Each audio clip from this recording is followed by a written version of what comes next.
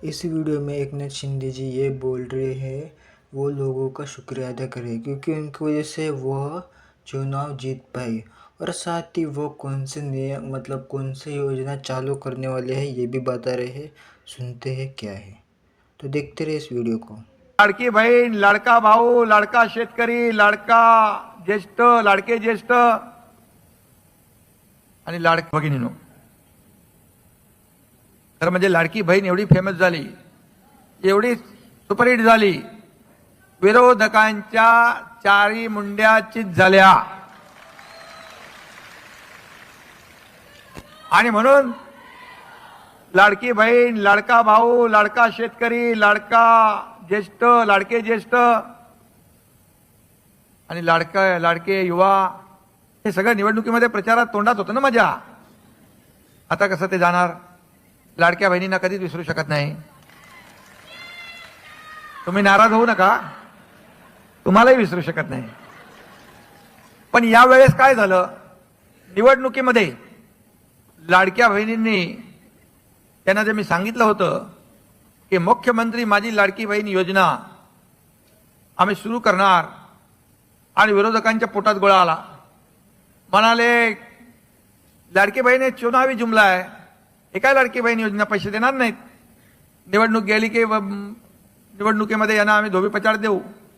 मग कोर्टात गेले, कोर्टाने पण त्यांना एक चांगला लगावला। मग मी म्हणालो बघा सावत्र भावांना, दुष्ट भावांना, आपण ज्यांनी खोडा घातलाय तुमच्या योजनेत त्यांना चांगला जोडा दाखवा असं म्हणालो मी। आणि माझ्या लाडक्या बहिणीने बरोबर लाडक्या भावाचं ऐकलं, जोडा चांगला जोरात लगावला। आणि बघा लोकसभेच्या पाठोपाठ लोकसभेमध्ये तुम्हालाही वाटलं होतं की लोकसभेमध्ये आपल्या महायुतीला 17 आणि त्यांना 30 म्हणजे सायत्रिक 18, 180 जागा। आणि तुम्हाला सांगतो लोकसभेच्या निवडणुकीच्या पूर्वी त्यांनी लोकसभेच्या देखील मंत्रिमंडळाचं वाटप केलं होतं। उभाटाला काय मिळणार, आणखी महाविकास आघाडीला काय मिळणार, सगळं झालं। परंतु या देशातल्या तमाम 140 कोटी जनतेने हे सर्व लोक एकत्र आले मोदीजींना हरवायला, परंतु या देशातली जनता मोदीजींच्या मागे उभी राहिली आणि पुन्हा एकदा या देशामध्ये मोदीजी प्रधानमंत्री झाले, हॅट्रिक मारली। लोकाभिमुख कल्याणकारी योजना माझ्या लाडक्या बहिणींसारखे, लाडक्या भावांसारखे, ज्येष्ठांसाठी केल्या। आणि एकीकडे विकास आणि दुसरीकडे कल्याणकारी योजनाची सांगड घातली। आणि म्हणून अवघ्या 4-5 महिन्यात वातावरण बदलवून टाकलं। लोकसभेचं वातावरण कुठच्या कुठं गेलं आणि 237 महायुतीचे आमदार निवडून आले, हा इतिहास आहे। आणि म्हणून सारा महाराष्ट्र आपल्याकडे आशेने पाहतोय। आता आपली आणखी जबाबदारी वाढली आहे। तुम्ही आरोप करत राहा। आता मगाशी रामदासबाईंनी सांगितलं, अरे मनोहर जोशी सरांना शिवतीर्थावरून भरल्या सभेतून मुख्यमंत्री राहिलेला माणूस, लोकसभेचा सभापती राहिलेला माणूस, शिवसेना प्रमुखांच्या सोबत काम केलेला माणूस, त्याला खाली उतरवलं।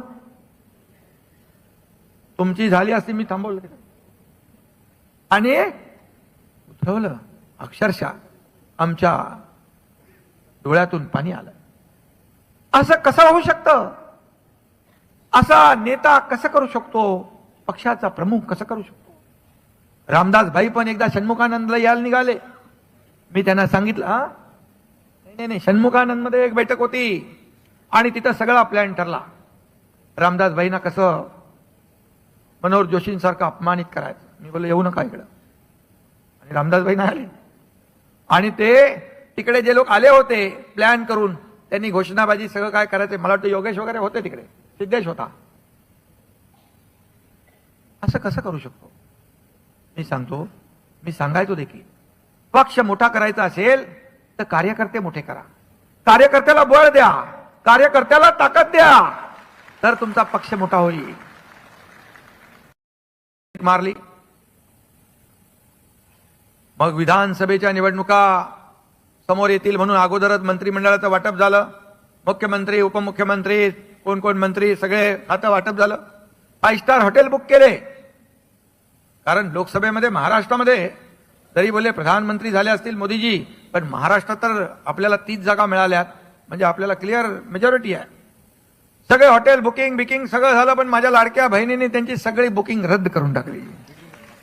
आणि लाडक्या बहिणींनी म्हणजे आपल्या घरातल्या पण सगळ्या पुरुष मंडळीला सगळ्यांना सांगितलं, या टायमाला तुम्हीच नेहमी ऐकते मी, पण आता ऐकणार नाही, तुम्ही आमचं ऐकायचं आहे. आणि धडाधड मतांचा वर्षाव झाला. शोधून लोक मतदान करत होते. याचा मला अभिमान आहे, याचा आनंदही आहे, समाधानही आहे. कारण लोकसभेत पाठोपाठ विधानसभेत आपण ऐतिहासिक विजय मिळवला. आणि एकच फाईट, वातावरण टाईट झालं होतं की नाही. आणि कसं बदललं मग ते, महाराष्ट्रातल्या जनतेने जो कौल दिला, आतापर्यंतच्या इतिहासामध्ये कधी एवढ्या जागा आल्या होत्या का? 237. पण मला विश्वास होता, तुमच्या एकनाथ शिंदेला विश्वास होता. रामदासभाई पहिल्या माझ्या भाषणामध्ये विधानसभेच्या हा एकनाथ शिंदे म्हणाला होता, माझ्या बाजूला देवेंद्रजी होते, म्हणालो मी आणि देवेंद्रजी मिळून महाराष्ट्राच्या विधानसभेत 200 पेक्षा जास्त जागा निवडून आणणार. आणि नाहीतर गावाला शेती करायला निघून जाईल, हे मी सांगितलं. माझे सगळे कार्यकर्ते मला कसं गावाला जाऊन देतील? आणि समोरचे लोक सांगत होते, जे एकनाथ शिंदे बरोबर गेले ते एकाला पण निवडून येऊ देणार नाही. काय झालं? आणि म्हणून आपण लढलो जागा. लोकसभेच्या 15 जिंकलो 7. थोडीशी गडबड मागे पुढे झाली, आपण ते काही तडजोड करायला लागल्या, नाही तर 3-4 जागा अजून आल्या असत्या. म्हणजे 10 ते 11 जागा शिवसेनेच्या आल्या असत्या 15 पैकी. आणि समोर उभाटाने लढवल्या 22, आल्या 9. लोकसभेत देखील आपल्याला उभाटापेक्षा 2 लाख मतं जास्त मिळाली आपल्या धनुष्यबाणाला. आणि विधानसभेमध्ये ते लढले 97, आल्या 20. तुमचा एकनाथ शिंदे आणि धनुष्यबाण आणि शिवसेना लढला 80, आले किती? तब्बल 60 लोक. मिळाली मतं 15 लाख मतं त्यांच्यापेक्षा आपल्याला जास्त मिळाली. मग सांगा, खरी शिवसेना कोण? बाळासाहेबांच्या विचारांचे वारसदार कोण? त्यांना काय विचार नकोच आहे, त्यांना प्रॉपर्टी पाहिजे, ती जाऊ दे. आणि म्हणून या जनतेच्या न्यायालयामध्ये शिक्कामोर्तब जनतेने विधानसभेत करून दाखवलंय. आणि काय तुम्ही मगाशी रामदासभाई म्हणाले, खोके खोके गद्दार मिंदे, काय काय शिव्या देताय, किती आरोप करणार? पण खोके खोके म्हणणाऱ्यांना या महाराष्ट्रातल्या जनतेने खोक्यामध्ये बंद करून टाकलं ना, केलं ना. बरं, त्यांना खोक्याशिवाय झोप लागते का? नाही. मगाशी रामदासभाई बोलले, त्यांचा चांगला समाचार काढलाय. बोले कुठे कुठे ती काय बावडी का काय? आपल्या देशात नसेल ती, देशात.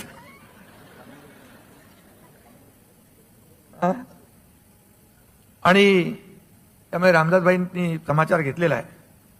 आणि खऱ्या अर्थाने खरं म्हणजे फक्त जे बोलले रामदासभाई ते बरोबर आहे. त्यांचा अनुभव त्यांनी कथन केलेला आहे. का उठाव करावा लागला आम्हाला? का निर्णय घ्यावा लागला? अरे हा एकनाथ शिंदे प्रेमाचा भुकेला आहे. एकनाथ शिंदेवर तुम्ही विश्वास टाकला तर एकनाथ शिंदे जीवाची बाजी लावायला तयार असतो. खुर्चीसाठी कधी एकनाथ शिंदेने तडजोड केली नाही, मोह झाला नाही खुर्चीचा मला. आम्ही खुर्ची नाही शोधली,